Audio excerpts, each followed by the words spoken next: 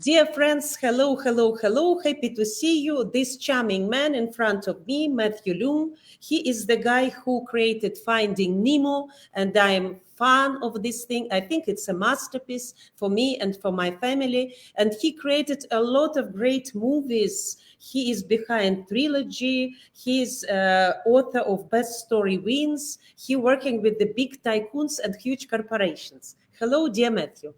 Hello, thanks for inviting me.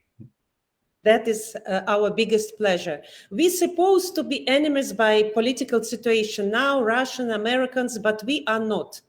What do you think? What is the role of people who are telling the stories nowadays to make the world a peaceful place? Can we do something not only to entertain people, but to change their opinion? Because the God give you this knowledge, and he gives you the chance to be in the most creative place in the world, I think, for something. Where do you see your role? How you can change people's mind by storytelling? Yeah, I think we've seen this happen since the beginning of storytelling, but even more um, presently, that storytelling can be used for good and for evil. Storytelling can be used to uplift people and give them hope or to manipulate them. And we've seen this happen all around the world, especially with how storytelling is used in social media. Um, but I believe that definitely storytelling should be used for good. It should be used for a way to be able to inspire people and give them hope. And really, the best way to change people and change their point of views and being able to see how other people live and what's important to them is through storytelling. Story can change people and can make people have empathy for other people and what's important to them. That it goes without saying. What is the secret of your success? You are behind the trilogy, Monsters. You are behind Finding Nemo. What was these stories looked like very simple, but they're not simple at all. What is the components of success in your Sure. case? So the Toy Story trilogy was the ones that were probably I was the most passionate about because my mom and dad owned a toy store, and so I've always loved toys. And then working on Monsters Inc. and Up and Ratatouille, the thing that all those movies had in common, even though they were very different stories, there's rats and toys and robots and cars. But the thing is that there was always a universal theme in every one of the stories.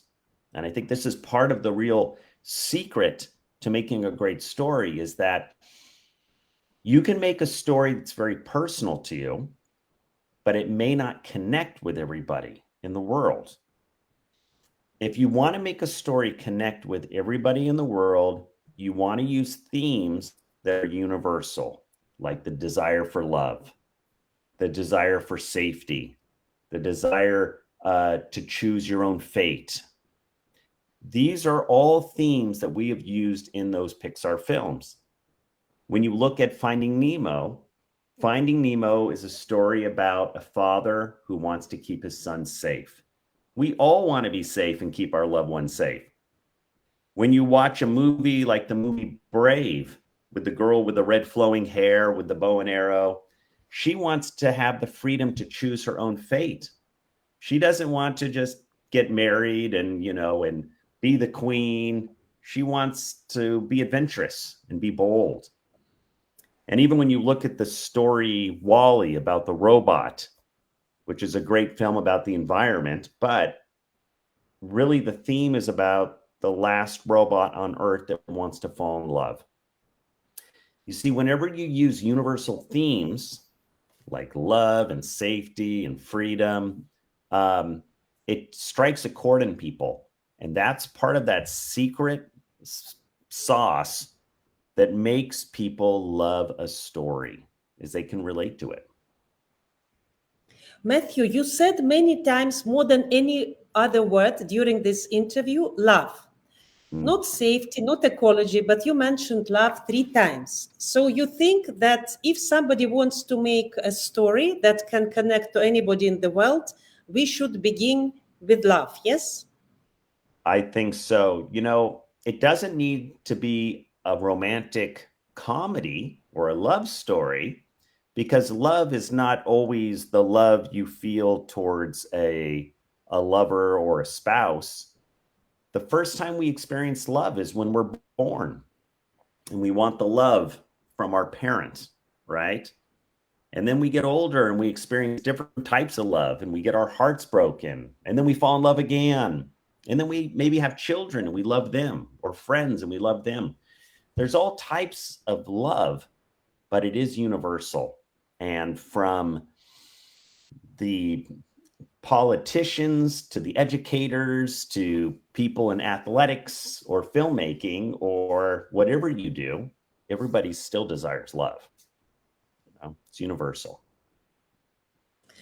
But this, you said love, but this recent movies, let's say like Korean movies, Parasites, who were such a big noise everywhere, it's not Yeah. about love, it's about something else. And this Korean type of movies becoming, it's like squad games. I don't know what's that. It's about hate or about survival. Why these movies recently are so popular? Well, I do think that stories are a reaction to what's going on in the world or what's going on in someone's life. You will see this happen through the history of storytelling. For example, after World War II, there was a lot of movies made and still are made that were about that particular war. When there's been new technology that has been discovered, like people landing on the moon, all of a sudden people are making a lot of science fiction films, right? People end up making stories based off of what's going on in the world, from new technology to current events. And I definitely see that there is a lot of people who are probably worried about the future when it comes to the environment, when it comes to how economy is changing and the rich people and the poor people are becoming, there's a wider gap. When I think about like the Parasite movie, it's about, a family that is definitely on the more poor side and they're struggling. And then there's that other side, the other family that are very wealthy and they have everything they want. And I think when that was being created, it was a reflection of the separation between the wealthy and the not wealthy. And how can those poor people get their share? And I think it was really a message about greed and how greed ended up pretty much destroying almost all of them. And so I think while that film was very violent, and when my wife and I saw it, we definitely, cringed a lot. It was a reflection of what's going on in the world with economies and greed. I think that's In a why it way, was. don't be that greedy. Don't become that wealthy. Think about those who are not that fortunate Yep. as you. Otherwise, it will create something terrible, terrible. You will not be happy of being rich because you will be destroyed. You will be demolished, actually. Yeah. Those are cautionary tales. I shared that there are those universal themes that are love and safety and freedom. But on the other side of that coin, there are also universal fears. There are fears of not feeling like you belong, feeling you will be abandoned, feeling you won't be loved. And the earliest stories that were ever told to us as kids were cautionary tales. They were stories about characters that got themselves into trouble, and hopefully you would learn from it, like Pinocchio or Hansel and Gretel. And we still love cautionary tale stories, like the TV show Breaking Bad. It basically Wow. was a This show. Breaking Bad, I couldn't stop watching it. It, I it shocked know. me. I And don't it know, this was Breaking Bad, I couldn't stop watching it. I was so watched, empathic to watched the this whole guy, thing. and then I hated him. I don't know I how can know. somebody created such a movie. And the whole message of the story was basically, if you have such a love for money and for power and for greed, you, like the character in the story in the TV show, you could lose your family, your respect, your life, everything. And that was the message of the entire series. It's a cautionary Yes. tale. Very well done. What is the secret of Top Gun? What do you think? Why Top Gun 1 was that popular? Especially you look a little bit like Tom Cruise yourself. So you will know you will know the secret. Why? Well, Oh, you're kind of the same type. oh, Same type. Yes. Why well, not? Do you think so? I would say that then there are stories that we love to live vicariously through. It's There are stories that have a message and a theme, and but then there are stories that we like to live vicariously through. People love to watch James Bond movies because they say, "Hey, wouldn't it be cool if I lived a life like that?" So with movies like Top Gun and other films like that, there's a little bit of living vicariously through the excitement of the character on the screen. How many of us are ever going to be able to, fly in a fighter jet? It's not going to happen, or a race car. And I think that's probably why Tom Cruise ends up getting roles where they are those impossible types of jobs you would never get, like, Mission Impossible, or then he was in that race car movie. And those are the movies that we do love to escape for 2 hours and imagine ourselves as that unstoppable hero. So Matthew, what about you personally? Now, the life in the reality is yeah. much stronger than any story. I don't know any novel or any book that will surprise me that much than what's going on in the world.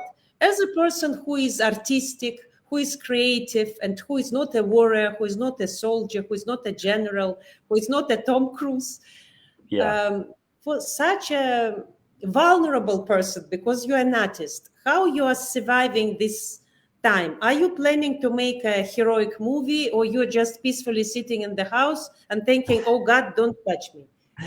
Well, I would say that, it seemed like this was happening all around the world, not just the States, was that, people were told to stay home for a year, not to fly, not to travel, to be afraid, and just to survive.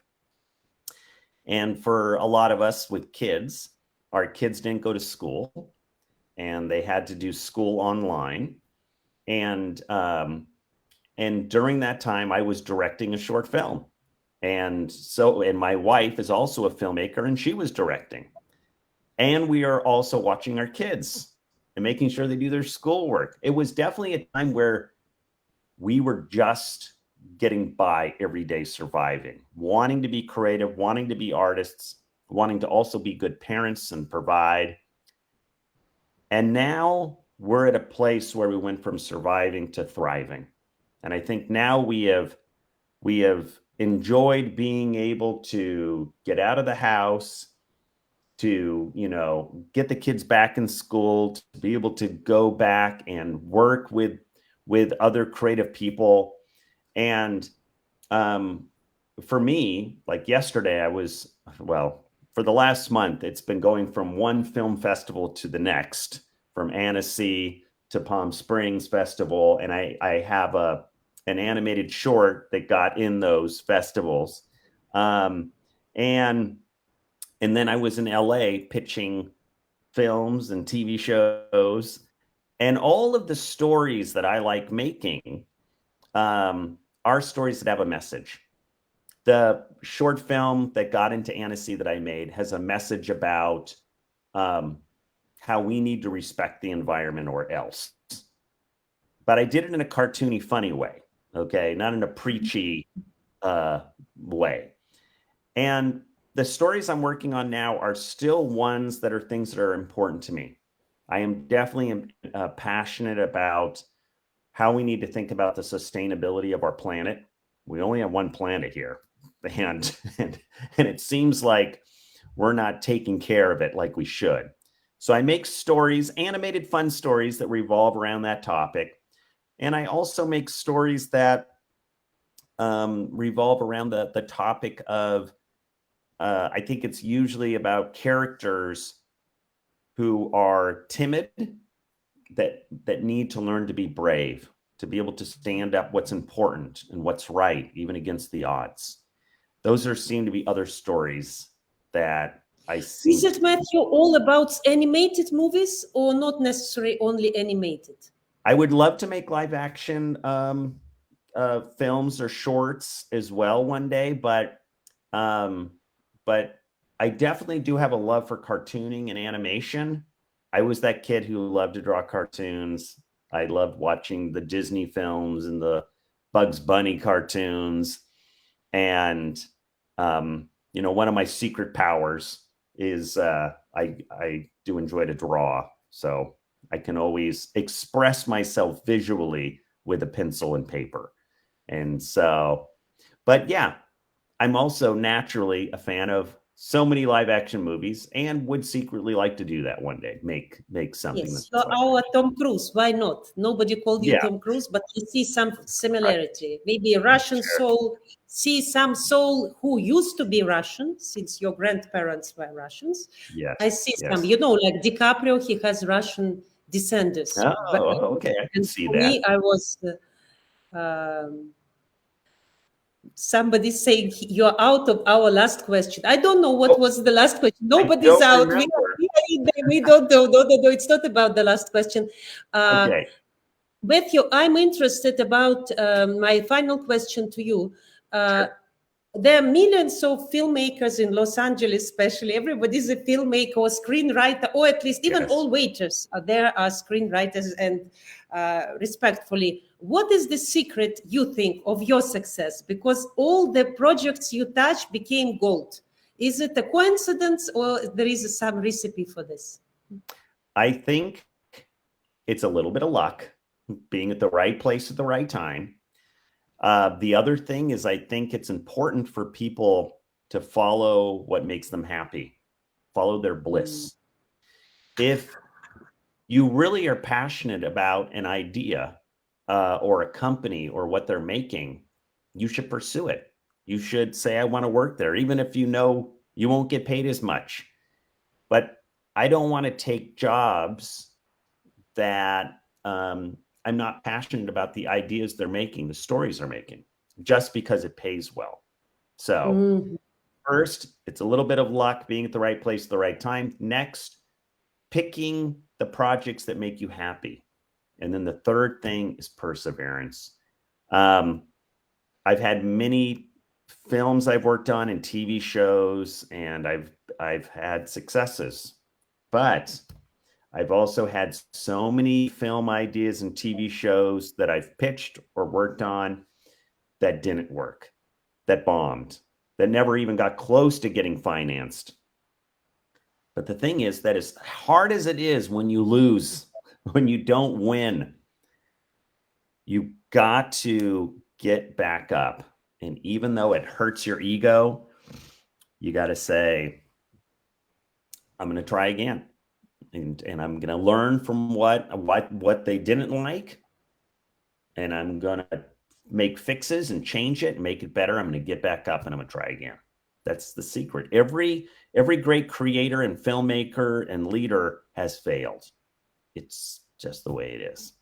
So, perseverance. For us, as we don't touch politicians, as humans, for Russians and Americans to be friends, do you think it's possible, or it's mission impossible, according to your favorite schools? No, I definitely think it's possible. We are all people on this planet. We all love, we all want our families and loved ones to be safe. We all want to have the freedom to choose our own fate. I think that people definitely can live in peace. People can definitely see eye to eye. I think it's a matter of probably getting past the politics and for people to be able to engage one-on-one and to be able to have empathy for one another and to see the person behind the exterior of whatever that flag is for that country. People are people. That is a very smart answer. And I know why you made Finding Nemo, because even the father was teaching his small Nemo the same things in a way. I'm sure that you are absolutely great father, very talented person. And I see that you don't have huge ego like some famous film directors and producers. You're trying to put this ego in the wardrobe and continue and moving. Yeah. I wish your projects move on and you create new, more masterpieces, and you will be equally. You can take failure and winning the games with equal being calm. We have Pushkin, a famous Russian poetry, who said that "Прими хвалу равнодушно и хулу." That means that whatever they say to you, "Hi, Matt, you're the best, you are the star," or whatever they say, you are not winning today, you should take it indifferently, because you are giving masterpieces to people. You are hidden hero. You are hero. And this is our task as creative people. It's very difficult because we are very sensitive. We are very sensitive to criticism. We don't like critics. We hate critics. We're afraid of critics. And if we can accept it, it will give us new horizon. It will give us new power. It will give us new wings. Yes. I'm telling you that because I have this thing, and looking at you, I see myself in a way. Of course, no, I don't see Tom Cruise. I see Nicole Kidman. So thank you so much for being with me, and I hope we'll be in touch and create something about conflicts, how to possible to save conflicts in an elegant way, in a funny way, in a peaceful way, in a way using Japanese culture, Russian culture, Ukrainian culture, American culture, Indian wisdom, because wisdom is coming from the East, not from the West. Technology is coming from the West, but wisdom coming from the East. Our task is to combine the best technology and the great skill of storytelling with East. Then it will be very successful. Thank you so much for being with us. It was big pleasure.